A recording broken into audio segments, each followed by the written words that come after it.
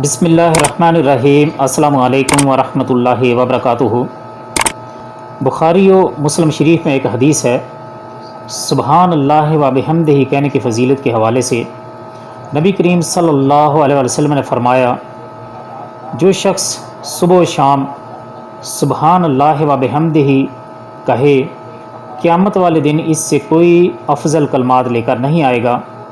ہاں، وہ شخص جس نے اسی طرح کہے، یہی کلمات کہے یا اس سے زیادہ بار کہے، نیز یہ کہ ایسا کہنے والے شخص کو جو صبح و شام سبحان اللہ و بحمدہ سبحان اللہ العظیم پڑھتا ہے، تو قیامت والے دن اس کے سارے گناہ معاف کر دیے جائیں گے، چاہے وہ سمندر کی جاگ کے برابر بھی کیوں نہ ہو۔ اللہ تعالی ہم سب کو عمل کرنے کی توفیق عطا فرمائے۔ ملتے ہیں اگلی ایک ویڈیو میں، تب تک کے لیے اللہ حافظ۔